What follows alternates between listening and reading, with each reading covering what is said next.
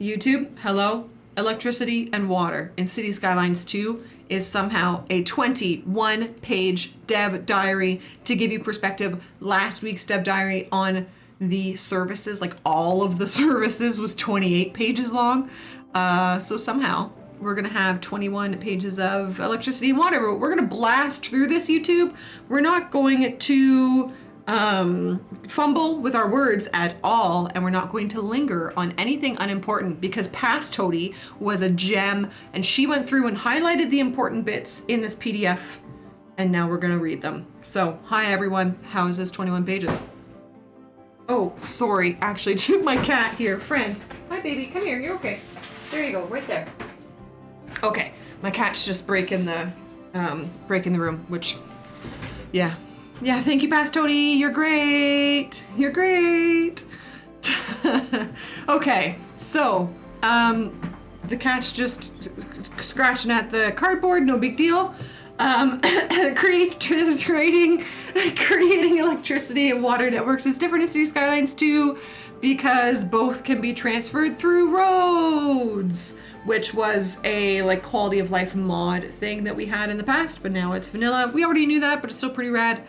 And Ras, except they can't do that on my second channel. But yeah, go to my main channel and give me your money. In City Skylines, buildings connect to the grid through either above ground or underground cables. Let's go. Underground cables is a thing that people have been asking for forever. And something that I don't remember people asking for, but that I think is a really great thing, is introducing the new water mechanic of groundwater reservoirs. Yay! That's really cool. This was something that I had no idea was coming, and when I booted up the game, I was like, damn, yeah, this makes so much sense. Rad. So, we have lots of pages on electricity production. It can be produced locally, and it can also be traded with outside connections through power lines. Another thing that I don't remember much of people like saying that they wanted it, but I think it's a great addition, is like the buying and selling of some of the services. If there is a deficit, the city automatically buys it. And if there's a excess, it's sold to outside connections. Yes, trading power has been really rad. I've started, my dog's going crazy. I've started like, I would say 4 cities in City Skylines. Goddamn dog. I've started like 4 cities in City Skylines 2 that I've actually like, actually like properly kind of played in a little bit. And maybe 3, I don't know, 3 or 4. And each one of them, I have started electricity a different way. 4 of them, I've done it 4 different ways. So like there's a bunch of variety to the early game now, which is really, really nice, because in CS1, in order to get to the bits where you could do variety, it used to take a while. Blah, blah, blah, blah. Importing electricity is quite costly, but can help during electricity spike usage spikes. Exporting electricity can cover the production costs partially. Exporting electricity has been a staple of me trying to balance my budget. Last week, we learned about services and how expensive they can be. And so I have found that like I'm spending a lot of money on services, but I've been using the sale of electricity to help kind of balance my budget sheet. I wonder if we learn that in this dev diary, Aina. I think we learned the answer to your question in this dev diary. We have emergency battery stations and battery upgrades for certain power plants. That's cool. This tells you how you can get electricity. You can do it the old way, I want to say the boomer way, but that's mean. Fossil fuels, renewable energy, or nuclear. They all make sense with what they are. The demand for electricity is affected by changes in the temperature with both hot and cold. And as someone living in Southern Ontario, I feel this in my bones because there is usually 2 to 3 weeks of the year that we are not using either heat or cold. Because really, once it gets to it's like the fall doesn't even count. The fall, we kind of like immediately have to go to heat. It's the other time. It's when the winter is ending and spring is happening. We'll turn off our heating from the winter, but it's only like 2 weeks later we have to turn on our air conditioning for the summer. And both of those things cost us money in our electricity bills. So it's cool to see them introducing the air conditioning option. Yeah, nuclear is something I haven't tried yet, but now it's a goal. After reading this dev diary, getting to nuclear power is a goal for me. Consumption is at its lowest when the weather is neither too hot nor too cold. What have I written here? This gives us more realism, as lots of folks have been asking for more, and introduces more challenge and makes the city feel more alive and fluid.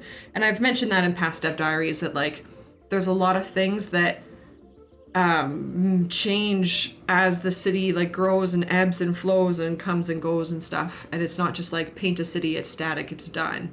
And this is part of that with the temperature going up and down with seasons and all that sort of thing. Is that what happens with nuclear? Optimus Prime in CS2? Yes. Transformers. Okay. In City Skylines 2, there are two types of electricity, low voltage and high voltage. I think some folks have potentially been asking about this. They can be placed above or below ground, and it says most of the road types include the built-in low voltage cabling, automatically connecting buildings along the road to the electric grid. Quality of life. Fantastic. That was still there. Of course, like once you got your power line to where it needed to be in CS1, the automatic connection was still there, but it's worth noting that they are continuing the quality of life stuff. Power lines are used to transfer the high voltage electricity produced by power plants, and they have higher electricity capacity, which enables them to transfer large amount of electricity. Only 21 pages, yeah. Power lines can be manually placed above ground or underground. Furco, hello, I hope you're well. So we have seen that the low voltage and the high voltage can both go above and below ground, which is really, really cool. Just this much, D-Money. We are on page 2 of 21. And it's basically electricity and water exist. There you go. I've caught you up, my friend. Hello. I hope your weekend was good. So transformer stations exist now, which I know that a lot of people are very excited about. Here, the high voltage electricity is transformed into low voltage electricity that can be used by the buildings of the city, but it can also transform the low voltage to the high voltage for export. To which I say, realism, game mechanics, hooray! This part I think is really fun. Transformer station can have multiple power line connections, but it has a limited capacity of how much electricity can be transformed in total. Oh, that's not the really exciting part, but it leads to the very exciting part. Joe, good day. Hello. Here's a transformer station. Looks neat. Nothing too wild. Oh, look at the marking there. Nothing too wild to look at in this picture, I don't think. No, I've only, New Dollar Tin was confirmed to be made by $2.20. And then I made Rectanglow, which you see in some of the dev diaries. And I believe Biffa has claimed that he made New Zealand. So you have seen the three of us that have had the access. Emergency battery stations exist. The batteries can be used in conjunction with a solar power plant to power the city during the night when the solar power plant doesn't produce electricity. Really? Oh, that's interesting. So I've written here that this is one case of the devs actually unsimplifying things. Batteries used to just go automatically with solar. Todd, yes, Todd. Okay, listen, Todd, you might get this. Biffa and Isuma are the people that introduced me to City Skylines, like, at all. And I didn't like super watch their videos too much. I like heard about City Skylines existing, and then I played it for a little bit, and then somebody was like, go watch Fluxtrance, and I watched Fluxtrance. He was the first creator I ever watched for Cities. But recently I've gone back and I've started re-watching Isuma's old City Skylines videos for like some nostalgia. It's been really fun. It's been really, really fun. Joe, get out here. Yeah, so we built solar out at my dad's island, and we had to figure out the DC to AC conversion stuff, and then we had to figure out batteries. And batteries are expensive, and they're heavy to bring to an island on a canoe. But anyways, the question is with CS2. Oh, Quill! I've heard that name before. Very cool. That's really fun. Batteries used to go hand in hand with solar. So this is one kind of rare case of from CS1 to CS2, Colossal Order is like actually de-simplifying something. Do we think that's a good thing that they've done it? I think I can like justify it, so to speak, because it introduces more challenge. And batteries can be applicable to more situations than just like tied in with solar power, right? If a natural disaster makes a normal, we'll say normal, whatever gas-powered electricity building go kaput for whatever reason, or like cut down its line connection, however it's connected to the main grid, batteries can come in handy. Or nighttime with solar, or just if the usage spikes with hot or cold. Yeah. I also don't think there's a whole bunch to see here. It's just a thing. Wind turbine, nothing exciting here. Okay, so we already know what a wind turbine is like. It produces more or less power depending on where you put it, I think is what they say here. Output depends on the placement of the terrain. And then reading this, I was like, you can place it roadside, on the ground, or on water? I didn't know that. I did not. I had no idea you could do that. Looking at the picture, my question was, because my only really experience, so to speak, with turbines being in water are the way that the ones in City Skylines 1 look, and they look kind of like, you know, vertically spinny like this rather than like spinny like this. I feel like an idiot. But then you look at this picture and it's just the regular wind turbine shoved in the water. So my note asks if that's how that looks. And then I went to the video game because I had no idea you could do this, because I've been playing based on my City Skylines 1 habits, right? So in writing this, I booted up City Skylines 2 and I was like, oh my god, you can actually do it. You can just put the wind turbine in the water. It's really cool. Really, really neat. So I like that they did that. And it's also another way that they've cleaned up the GUI between CS1 having the two different options that you had to use, and then now you've got the one option, but you can put it in more than one place. So, yeah. Yeah, Todd, I can kind of understand where you're going with that. The type of windmill can be placed almost anywhere. Right. The cost effectiveness makes sense for sure. Oh, I'm so sorry. I guess it's still, you know what I think it is for me? I think in CS1, I thought that the ones that were placed in the water were using the water to power them. But they're not. They're using the wind to power them, right? So this guy over here is still using the wind to power it just as much as this guy is. That's a me problem. That's a me problem. So we have a small cool. So now the Dev Diary is just going through like every option that's available for the power generation. A lot of these are like, they're very logical. They're very much what you think they're going to be. So I won't yammer on about them too much. The small coal power plant, unlike many of the other power plants, the small coal power plant cannot be upgraded. And I think actually having a really simple starting option is wonderful in an otherwise like potentially very complicated game. So if you only have so much bandwidth to be able to figure out game mechanics, and you're starting a new city, you can just place down a small coal power plant and go, which is really, really nice. Really, really nice. Yeah, I'm curious about that, Jay. I didn't like look around too much at it because I was hungover and annoyed. But I'm curious about that too. Gas power plant is slightly less cost efficient, but it produces less pollution. Perfect. That's a balance that makes sense. That's great. That makes sense. No, Joe. Their purpose is, think about, oh God, I feel really lame explaining it this way. So I have high voltage power over here, coming in from the outside world. And I need to power my houses over here, but my houses can't accept high voltage power.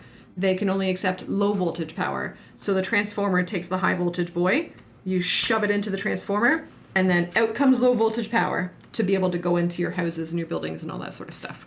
And it works the opposite way as well. It said earlier that you can take your low voltage. Yes, high and low voltages now exist. Exact. Yep. Coal power plant. This is cool. It's cheaper to build and maintain one coal power plant than the amount of small coal power plants that you would have to put down in order to get the same electricity output. Yeah, there is now, Joe. They've just introduced it with this dev diary. They've made it like known or whatever. Simplicity. Yay. I like that. Geothermal. So the power plant doesn't need fuel to operate, but it requires groundwater deposits to function. This is the groundwater game mechanic applying to more than just the water service, which I think is rad. It's also a little bit more realistic than being able to place them anywhere, because in CS1 you could put your geothermal anywhere. But I just love that there seems to be all these different game mechanics that they introduce, and you're like, oh, okay, groundwater exists. Of course, that's gonna be made use with the water services, right? Logical. But then they also make use of it in other ways, and we've seen that with a bunch of other game mechanics, and I'm really happy about that. Yeah, absolutely. It also, if you use the geothermal on the groundwater deposit that it's on, it will pollute that groundwater deposit, making it unsuitable for drinking water. So you can't double dip with your little groundwater deposits, which makes them like a more valuable resource to, for one, acknowledge that they exist, because I'm constantly forgetting to look at that, and for two, like build around and make use of or whatever. Solar. Dip. Its output depends on the time of day and the latitude of the map. That's some pretty in-depth stuff. And that introduces a reason for us to try the different maps. So having the latitude of the map affecting solar is really, really exciting. I will admit, Rectanglow, I think I talk about it somewhere. But Rectanglow, oh, here. Rectanglow is powered by solar, and I didn't even consider the latitude of the map. I have no idea which map that's on. No, you're good. You're all right, G-Money. And I say that here. So fun fact, I almost handed in Rectanglow with just the solar power plant placed standard with no backup and no battery upgrade that they mentioned. But before like handing it in and saying, here's my city for you, I just wanted to like get some like nighttime screenshots and play with the photo mode kind of thing. And so, cause I just played with the, like game on day, like, you know, and I just never really realized that it was nighttime. So then I scooched her into nighttime, let nighttime happen, and then my city like just died. There was just no power in my city. And I just kind of panicked a little bit. I was like, oh my goodness, what the heck is happening? And then I built geothermal. And luckily it still worked. And anytime that I was producing an abundance of power with the solar power, it would have just sold it and made me money. We love money. So this power plant only produces noise pollution, making it a green option. However, it is expensive to build and maintain as the power output depends on the weather. The production of the electricity isn't stable. Cool. So it's dependent on the weather, it's dependent on the latitude of the map, and it's dependent on the time of day. Very cool. Very, very cool. But you bet your butt I will be using solar quite a bit. I feel like solar and geothermal are going to be my personal go-tos because I'm like, green earth, save the planet. But I do want to try to eventually get to nuclear because that's still saving the planet and stuff. It's just harder to get to. Because it produces huge amounts of electricity and it does not use any type of fuel to operate because it uses nuclear fission. It produces noise pollution and quite a bit of it, which sounds almost too good to be true. So, hey, world out there, nuclear, what are you doing? Yes, Red Mage, when we were building solar at my island, that's something that and when you get solar put on your houses here, if your roof is too shallow, they have to address that. And they have to make it more steep. Because snow can build up. Amy, hello, good day. I hope you are well. How was your weekend? We're talking about CS2.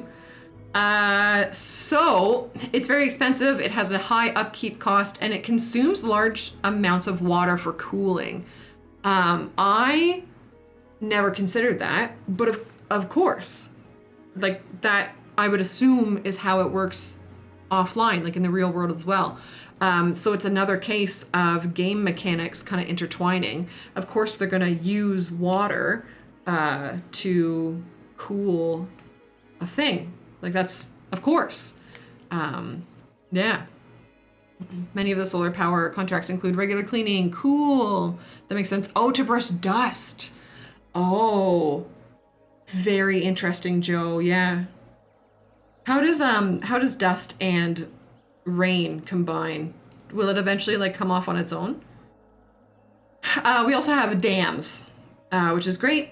It is a renewable source of energy, only produces noise pollution, and how stable its electricity generation is depends entirely on water simulation. So, oh right, Todd, yeah. I'm so ignorant sometimes, eh? And not necessarily ignorant, but just, I don't think of things.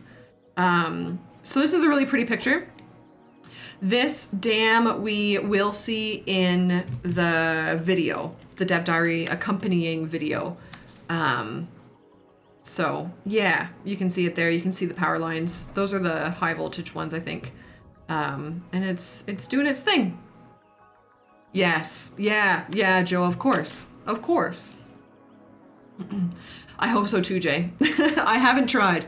I've been too scared, but I would like to try. The water is very pretty. I agree. Yeah, Red Mage, for sure. Nuclear have lakes built for them. Right. Yes. I knew the smoke was just water. I knew that at least. But yes. Okay, so fuel logistics is a thing with power generation. Local, so you can, because you've got gas power plants which use oil and make gas out of it, or you've got coal power plants which you never would have guessed it, use coal. And you can source that fuel locally, which will generate less traffic between your power dubers and the outside connections. But that makes it pollutive where you're sourcing your fuel from, and it takes up a lot of space. Or you can get the fuel imported from the outside connections, but that's more expensive, and there will be more traffic between your outside connection and your power station source thing. So, sure. The fuel costs, if you are importing fuel from the outside, the fuel cost is added to the power plant's upkeep cost, and that makes sense. And I like that they've added that as like an actual coded thing that you can see in an upkeep cost. That's great. So there are lots of upgrades to the power plants. Now this is very similar to what we saw in the services dev diary, so I'm not going to read it word for word, but it's got the 3 different types of upgrades. And there are some words in here that I think are very important that we can learn how these upgrades, modular looking upgrades, are. So there's operational extensions and sub-buildings. And the example is where we learned. So the gas power plant that we read about before has 4 upgrades: storage, furnace, filter, and turbine. So the storage extension allows the plant to store more fuel, resulting in it needing fewer deliveries. Fine, that's cool, that's normal. As it is a sub-building, you can build multiple extensions that if needed. So it sounds like these sub-building type of extension, you can build more than one of them, which is amazing. So this one little gas power plant could have a whole bunch of these storage extensions, meaning it could have a whole bunch more fuel that it could store. Great. The advanced furnace is an operational upgrade that reduces the fuel consumption of the plant. The exhaust filter reduces the building's air pollution. So there's 2 different upgrades that each reduce a different factor of the building, and you don't have to build them both. If you only need one, you can only use one. That's awesome. The additional turbine provides an extension upgrade that allows the plant to produce more electricity, though it also increases its fuel consumption and pollution output. Great. So it's like, instead of building an entirely new gas power plant, if you need a little bit more electricity just to carry you over until you put down nuclear or something, you can just add another turbine and it just does a little bit more production stuff. Love that. But this is the big part of that. You can build multiple extensions if needed, as it is a sub-building. That's pretty cool. That's pretty cool. This paragraph, we know all of it already, so I'm not going to read it out to you. I like that they are repeating information across multiple dev diaries, because not everybody is a huge keener like us, and not everybody reads everything, or to be kinder about it, not everybody can remember everything, like me. So yeah, GG. I like that. Thank you for kind of reminding us about how things work from previous dev diaries. The coal power plant fully upgraded with an additional turbine, advanced furnace, exhaust filter, and a additional coal storage yard. So that is what that looks like. It actually looks pretty cool, doesn't it? I never would have thought that I would be sitting here looking at a picture of a coal power plant and saying, wow, that's gorgeous.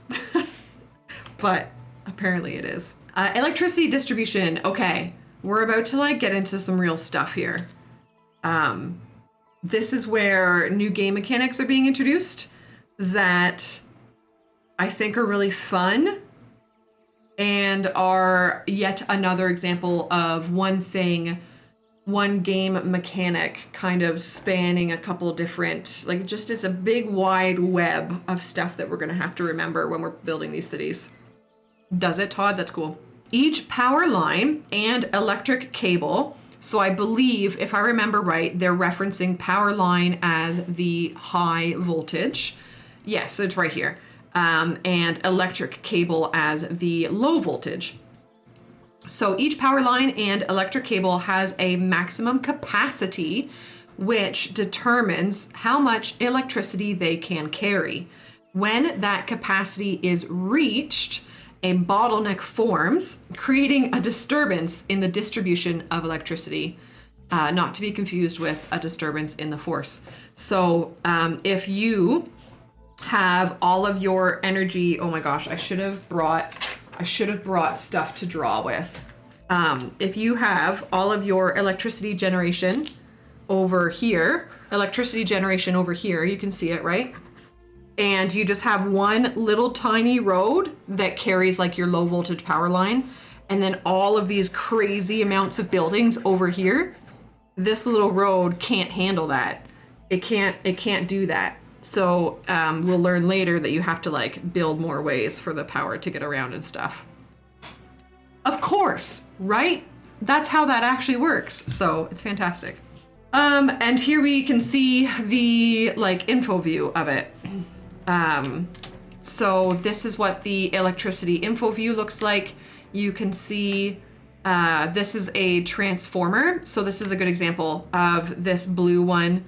And then the power cable line, cable dubers going through. These are roads that these are under. And you can see them connecting to the buildings. So very good. Electricity bottlenecks. These occur when an area of the city requires more electricity than the grid can currently distribute. This results in that area losing power as the electric grid cannot support all of them. This happens when the area only has a few connections to the rest of the city's power grid. More game mechanics and challenge. Fantastic. I'm really excited to boot that. And this is where I note that like per my drawing here, you can't just put the one little road in between the two. And so when you're designing your road layout, because your roads, in my experience, my roads have been the majority of where my power stuff goes through. I haven't found myself placing additional cables too much. Hello, spouse. So when you're laying out that original road layout or expanding the road layout, having a potential bottleneck is another thing to consider. And here's what a bottleneck looks like. Hello? Here we go.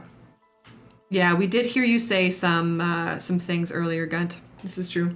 So that's the bottleneck symbol or whatever. So the solution is simple. You can provide with more electricity connections so the power can be distributed to it. Or you can use transformer stations and power lines to circumvent the bottleneck entirely. I feel like the solution, so the concept of the solution to a bottleneck is totally logical, but I think the action of doing it in a way that doesn't kind of look phooey, or if you're looking for realism, look realistic, that kind of thing, I think the actual action of doing it is where the potential quote difficulty could be. Electricity info view. You can see both the cities. Oh yeah. So here's where I start writing TLDRs in my notes. I'm not going to read all this out to you because the TLDR is that you can see everything that you would need or that you would expect to see in the info view. And we can see the info view up here. It's everything that you would expect. So I'm not going to read all that out. It does include many visual elements, such as the electricity flowing through low and high voltage cables in which the direction is flowing. Okay, look at City Skylines 2. So can we, like, it's so funny. I'm reading these things out and I expect a big reaction from you guys and there isn't one, which I think is really funny. But to me, this is great.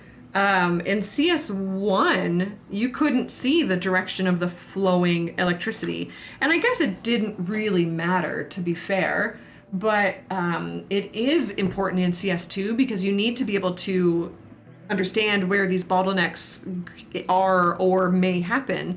And so you can see which direction the electricity is flowing. That's fair, Azwark. That is a valid point. And I do get into that, I think, right here. Nope, I get into that lower down. Hovering over the power lines and electric cables with the mouse cursor shows how much electricity is transmitted and the maximum capacity of the power lines and cables. So more information with no GUI clutter. I love that. So you just hover over where you need to go and there's no GUI clutter. Setup as an ex-electrician, accurate. The other visual additions can be turned on and off as needed. And so they're talking about the info view for power, and they're saying that there's additions that can be turned on and off. And I think you can see it here. Yeah, you can see it here. So this little check mark, right?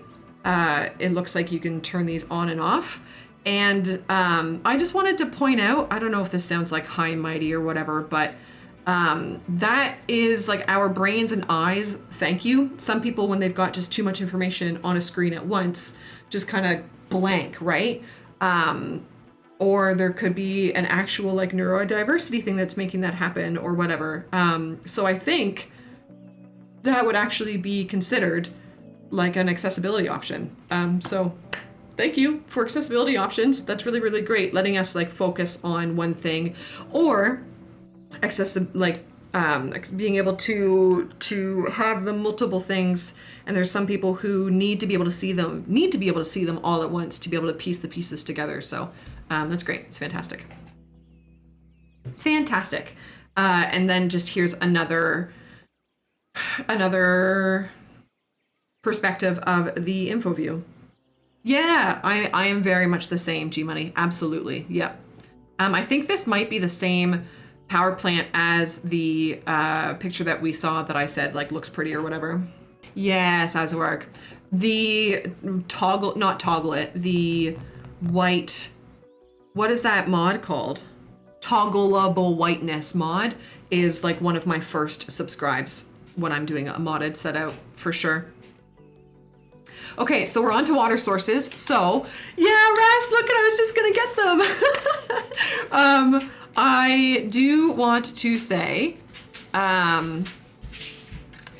oh, so Gunt, there are emergency vehicles, but they haven't mentioned any for the power part of life. I'm gonna show you my dog really quickly. YouTube, if you've made it this far, YouTube, please say hello to Brutus in the comments below. He loves you and he thinks that you're great.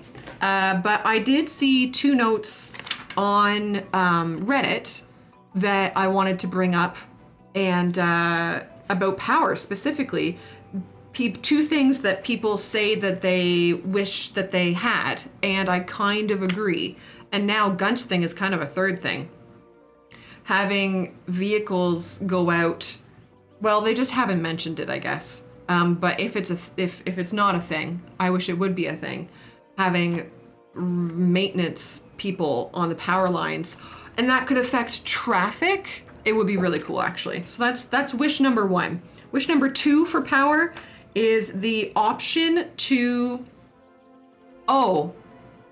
there's only 2 for power. The option to place poles along the roads instead of the water and power going under the road, power specifically going under the road. Because we've only seen when, like, it's nice that the roads bring power with them, yes, like, and you can see it here, but it's all underground. And people on Reddit mentioned that they would love, sorry YouTube, we had a cat. Okay, so cats aside, the option of having, if we could choose to have the power that goes with the roads to be above ground power. And so you can create like those country roads, take me home to a place where I roam down by the bay where the watermelon grows. I have no idea, but that I agree. I would really like that option. I argue that you could place your own power lines to at least visually have that effect, but then you'd have the double, but having the double would help with the bottlenecks that we were just discussing. So bunch of this, bunch of that, right? Water services. So surface water, we are aware of it. It's present on every single map. Ethernet over power. Oh, gotcha. Oh, gotcha. And there is water flow of different strengths. So we haven't learned much, if anything, in the Dev Diaries until now about the like water mechanics and all that sort of thing. So now we know for sure that there is water flow of different strengths. I think that's how that goes, Joe. So this is another case of the TLDR. So I'm not going to read it all out, but TLDR, water flow direction and sewage, works the same as it did in CS1. So the water flow mechanic will feel very familiar to us. And then we see a image of New Dollarton where when you look at the info view, the water pollution, high water pollution color is this like yellowy, awful thing. And so that would, I would guess there must be a water output up here somewhere. Like, where is this coming from? I don't know, but something is polluting this water. Yes, as JBMF said, absolutely. Groundwater is new. Groundwater is also featured on every single map. So I love that they have pointed out that both options are available on every map. And it does make me wonder if there's a map editor again. I know that in the CS1 map editor, it was a requirement to have water available in like your starting square kind of thing. So how are those requirements going to work in the new map editor, if there is one?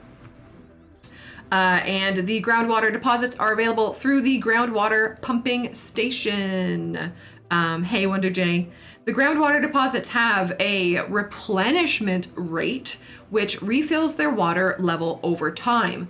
However, unlike surface water areas, groundwater deposits can temporarily dry up if their usage is higher than their replenishment rate. So I think that is pretty logical. More game mechanics. Amy, give me 2 seconds. I just want to see what this says. We are on week 6. Oh, Amy, this ties really well into your question, and genuine question for the chat. We're on week 6 of the Dev Diaries. Genuine question: is anyone feeling worried that there's too much to manage? I've been hearing small whispers of that sort of worry, and it's now making me nervous for other people's enjoyment.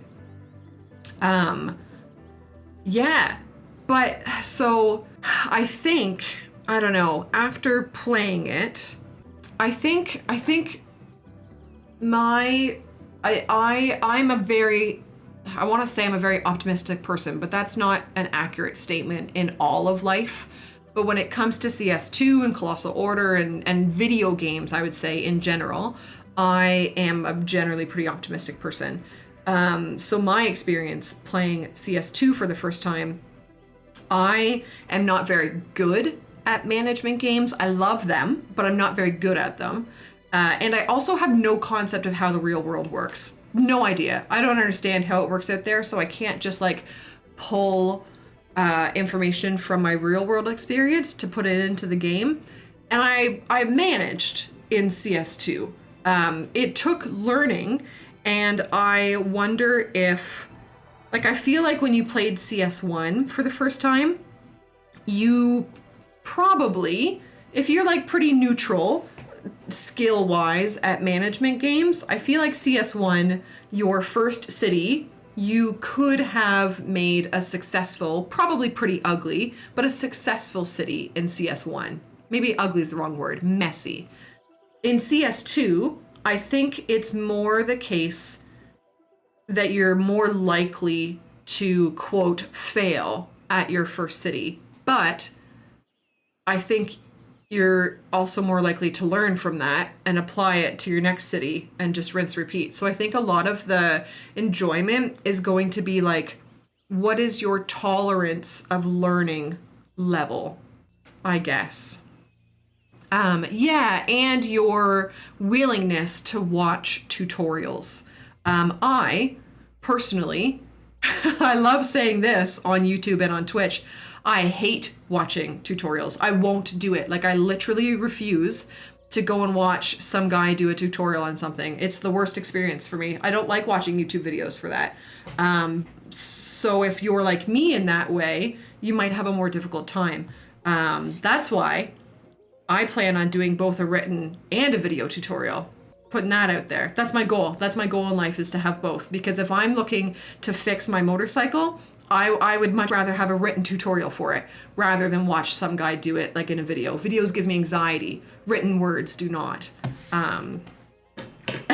Yeah, Joe. That's the goal, Amy. It's the goal. It's the goal. So, yeah, I don't know. I do think CS2, like the kind of bottom line there is I do think CS2 is going to be more difficult than CS1. I don't think it's insurmountable. Like when I pulled up Stellaris for the first time, it was insurmountable. I closed it after however many minutes of trying desperately to like sit down and slow down and play Stellaris for the first time without watching some guy's tutorial.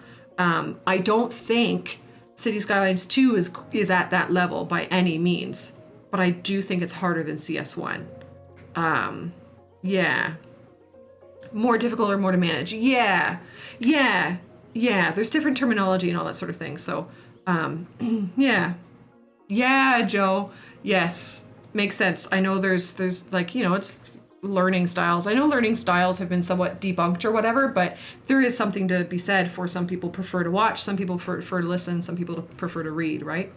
So, yeah, I'll be really curious to see how well it goes with folks who don't love a bunch of management. I will be really, really curious. Right, Aina. And I think one of my mistakes with Stellaris was I got every single DLC and then fired it up.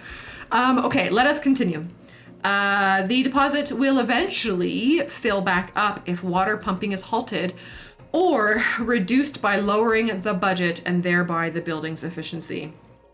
So I have written down what a smart way of making the budget options more than just something you do to make a building do less when you're broke or whatever. Like in CS1, if you're hemorrhaging money, you just go in and you just kind of scooch every button down by like 10%, 15%, and they just kind of do less and you're fine. But here, this talks about the budget. Like, yes, it's making the building do less, but it's tied into other things. And me saying that out loud doesn't do the in-game stuff justice. I just can't talk about everything that exists in the game yet. But I love that we keep seeing what feels like every game mechanic becoming tied to more than one other game mechanic. It's just this big old web of decisions. Ras, we have seen that unlimited money and unlock all exist in the options menu. So there's what a groundwater deposit looks like on the map. Was that G-Money, I think, was asking about that? So this is what it looks like. And then that is one of those groundwater puller-upper duber buildings taking the water out of it. Groundwater deposits are very susceptible to ground pollution. And I emphasized the very because like it's wild. Once the pollution is removed, the pollution in the groundwater deposits also decreases until it's entirely clean once again. The rate at which the deposit is decontaminated is the same as its water replenishment rate. Of course it is. Those two things being the same. No, of course, Amy, you're good. You're good. So here's the water info view. I think I say later on in the dev diary that the TLDR is basically that it shows you everything you would expect it to show you, which it does. We've got water trade, water in, water out, sewage trade, so poop trade. We have consumption, pipes, deposits, pollution, flow, and pollution. So yeah, very straightforward stuff. Poop trade, yeah, apparently says sewage export. I'm not gonna lie, I don't understand that. Like, so if I'm exporting sewage, I think that means you're paying, people aren't paying you for your poop. I wouldn't think. I would think you are paying them for them to take your poop. Oh, I don't know, Gun. I don't know about changing the color. Paying to process it. Yeah, you would think so. You can export your poop like your trash, yeah. So blah, blah, blah, we don't care about that. So water production and sewage. Yes. Sewage treatment is equally important for the city, as insufficient sewage infrastructure causes used dirty water to back up in the pipes, flooding apartments. RIP. Can we have our hands up in chat if you have ever had a sewage backup in your house? Because I have, and it was when I lived in the basement, and it happened more than once. Sucks. Oh, G-Money. Oh, no. Be the poo capital of the world. Oh, you have TK, oh no. So this is where, right, so look at my novel that I've written here. So water infrastructure is built into most road types, like the electric cables, though pipes do not have a capacity to keep an eye on. Oh, Joe. So I wrote this note, my thought process is me, like, as I'm typing in it. So I was going to say, why not? Like, why don't water pipes have a capacity in the way that the electrical pipes do? But I guess this is how this works offline, question mark. I was an electrician, not a plumber. When you're, wait, so wire size does determine amperage capacity. So the thickness of the wire determines the amperage flow through it, great. But water piping laid down, I guess, is it just always big enough to handle whatever water's gonna go through it? And they just built it big enough, they always just build it big enough from the start. But then, I don't know.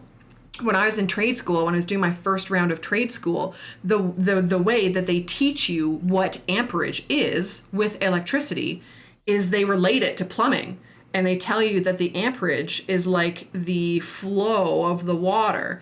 So why aren't they treating them the same in the video game? Like, why aren't they giving us a potential bottleneck of water flow in the game? You would have much larger pipes feeding into smaller pipes. They do have a capacity, but it's pretty high. And I guess that's probably what it all boils down to, is that water mains do have a capacity, but you just very rarely ever get close to it. So it's not like you have a water bottleneck in the world, I guess. I don't know. That one was odd to me though.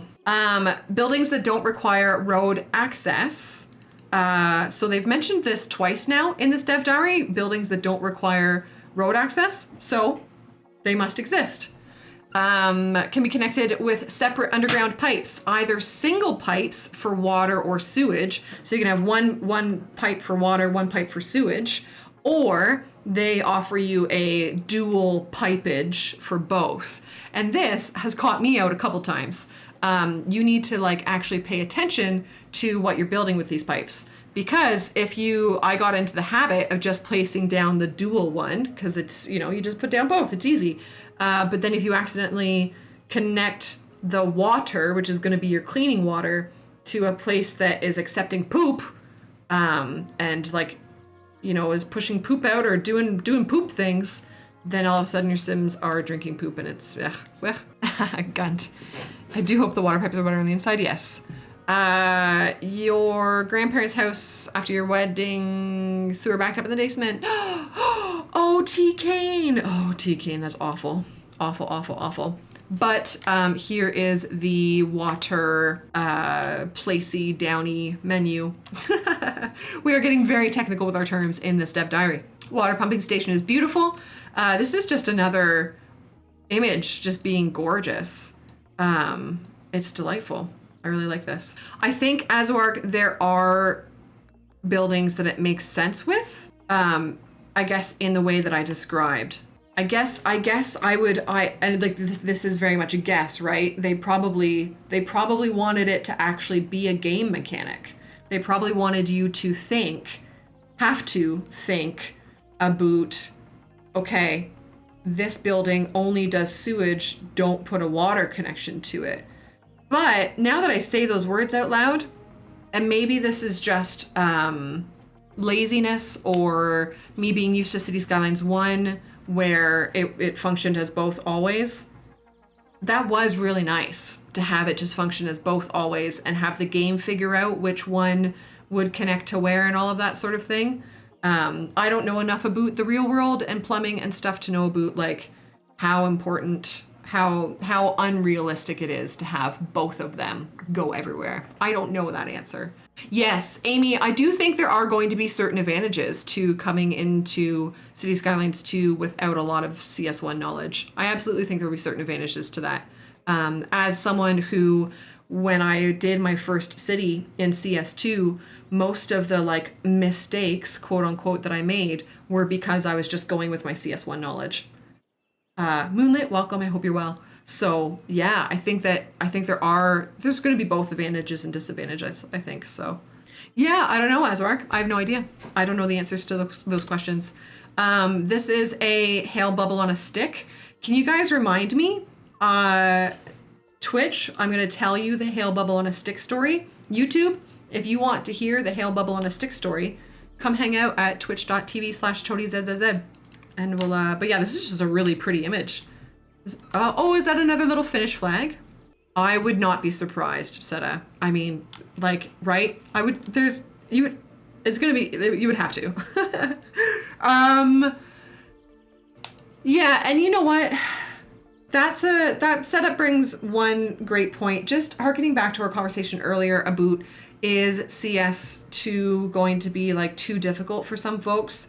I would say if modding is a thing, and if CS2 is too difficult, like too much management and people just want to be able to paint a city, modding almost certainly will solve that. If mods exist and if there is management struggles, you can like be sure that modding will solve it. Although I am not a fan of the concept of mods just, quote, fixing all the problems. I think if something is a big enough problem, I think it should be addressed in the vanilla game for folks who just don't want to play with mods, like me. If I could choose to never play with mods again, I would. But yeah, I don't know, something to think about. Groundwater pumping station. It needs to be placed on top of a groundwater deposit to pump water up from underground, supplying your city with water. And this is another example of look at the darn map before building, because I have forgotten to do that on many occasions, and I've just like built a bunch of houses over where my groundwater is, and then I'm like, oh, I would love to use that as a water source. I gotta kind of rearrange and finagle and stuff. Yeah, I think that, yeah. Anyways, carry on. Advanced water pumping station. We're not gonna read over it because TLDR, it is just like it is in City Skylines 1. It does everything that you would think it would do. It's bigger, so it costs more, blah, blah, blah, blah, blah.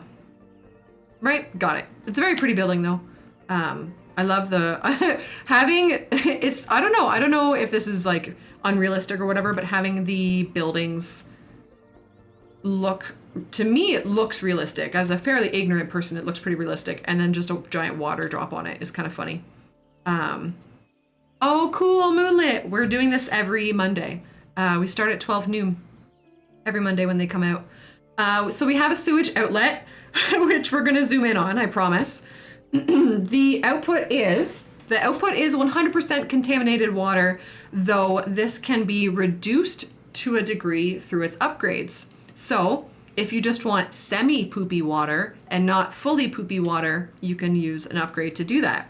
Look at the little plops. So if we zoom in, I know that these aren't meant to be like little chunks of feces. Like it's just meant to be water that's brown that's coming out in like plops or whatever. But to me, these look like chunks of feces. So, Cuddles, hi. I think that is too funny. Poop cannons. Oh no. Oh, Joe. All right, so water treatment plant, the pollutants are removed from the water and turned into solid waste, which is then collected by garbage trucks and transported to one of the city's waste management facilities. So my friends, we are absolutely going to do this. And then we are going to use the incinerators to then take that poop and turn it into power. And we're going to have poop power. And I do genuinely think that's going to be one of my like early things that I do in this game for content, is that production chain that I just mentioned.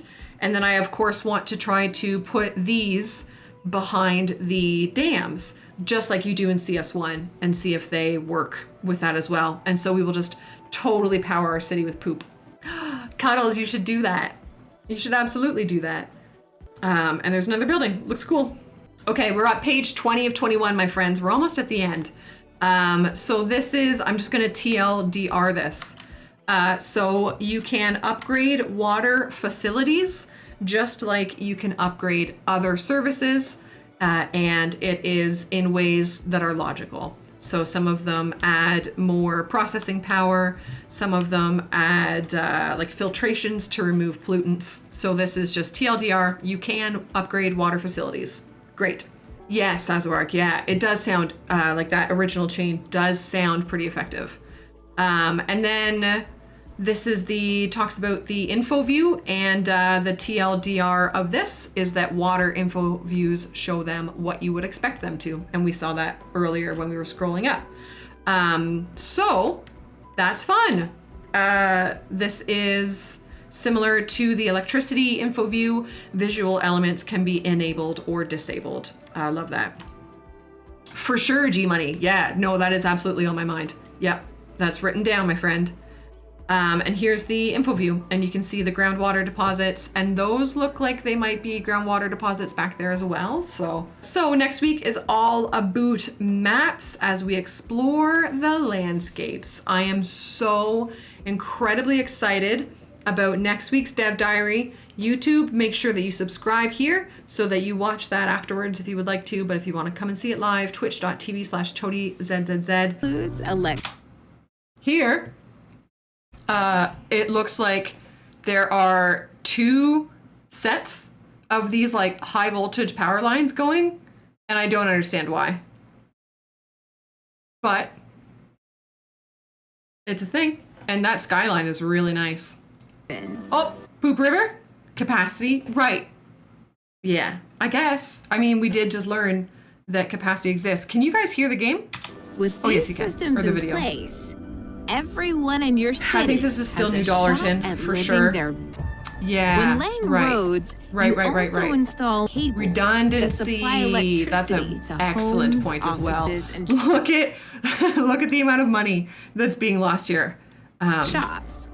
These cables plug into transformer stations. I think transformer the goal. stations are also connected to the high voltage I don't know what she's saying. I can't lines. hear her. Oh, there, Joe. If you're still around, we just saw the transformer station like in action. To the high voltage power so that lines. Is how that looks when it's being connected to the transformer station. Oh, and this is these guys not having enough power. Very cool. That must just be a break in the line though, because they've got the capacity. Yeah, power. So power isn't power isn't produced under the roads, but it is automatically distributed under most roads, is how they put it. So these yellow lines here are the like low density or low capacity power being distributed, under the roads. Hey, Renash, hello. Increase port electricity so there it is there. Cities. That is how you export or import, I guess. Drops. Yeah, and everyone dials up their heaters. Good to see what weather snow will cause looks like. spikes too, as people flick on air conditioners, fans, and ice machines. I feel like there's not a lot to like stop and pause and talk about on this one, eh? Oh, they just did an upgrade there. Let's pause. Let's get me out of the way. And let's look at this. So, this upkeep, so the new upkeep is 128. Okay, my pen isn't working. 128,100 a month. And the efficiency is 142%. Employees is 20. And there's a capacity charge duber of 750 megawatts. If we scooch back, so it's added 250 megawatts like capacity in its charge, and it now costs $11,000 more a month. Interesting.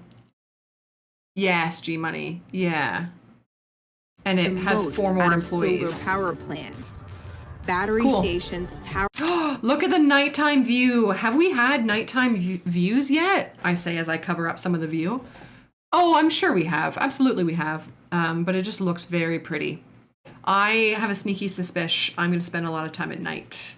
One mod that I want is the ability to turn the moon back into the Death Star. And recharge when they operate during the day. Oh, that is what the dam looks like. That looks kind of cool. Energy source. Let's like pause there, I guess. That must be a dam, right? Yeah. It looks very like it looks very surface tension-y. Like the water is like right up to the brim there. I don't know if like the only dams that I've seen are not. I don't know. I guess I've seen water like and you can see the windmills up in the hill. That looks really cool too.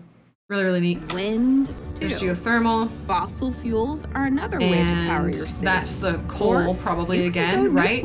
And that's nuclear. Let's talk that's just a nice view.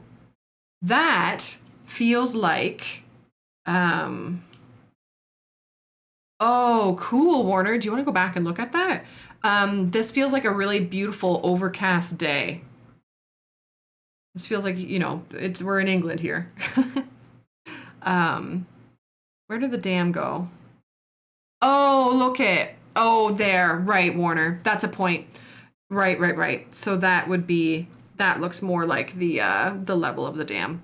I'm just looking at this and my eyes are processing that funny, but that looks like it better. That's a good point. Great point.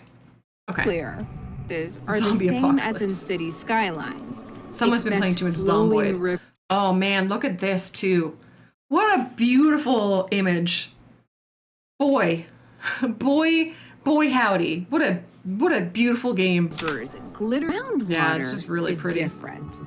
That was a great image of kind of gives you a really good idea of how many of those groundwater deposits are in a game. You can kind of see it, you know, as it sprawls out into the back there.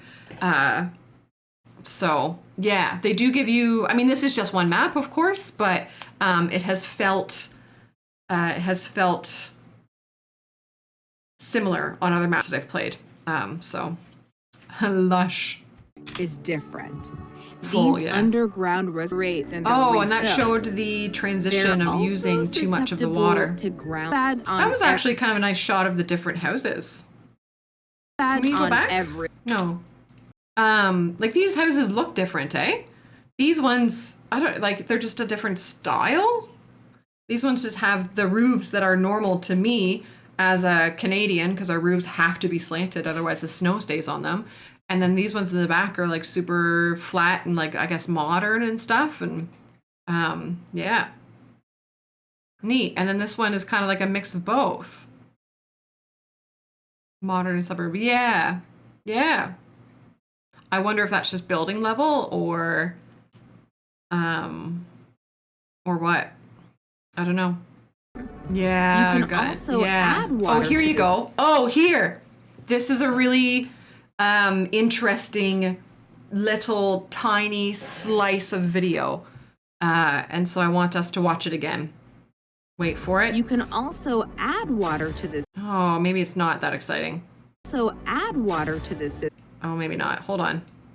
Oh, yeah. This water. Yeah, you can see it there. You can see it there. So I'm going to go playback speed very slow. After she places, I assume, places the doober, you can kind of see her mouse like slide off. You can also place add water, and then it looks like you can see it connecting to different sides of the building. Oh, you can see it here. So that lends me to believe. Oh, what's ambient mode on YouTube? What is this? To produce water poop looks awful. There's another way to manage sewage. Not like sewage as in outlets. The game devs they release waste made into open bad water, game poop. It's brown as poop. From back. So yeah, that mechanic is the same as CS1. Needs of citizens. With your what a nice view! Builder, can we do that again? It's simple. One more time. Imagine one more time. Living your. Wait for it. very human needs of citizens. Oh yeah, with that's your so ambition nice. as a city building. Yeah, it's really pretty. Cool. And that is the Dev Diary. YouTube, I'm actually leaving you now. It's been a real slice. Have a great rest of your day. Okay, bye YouTube.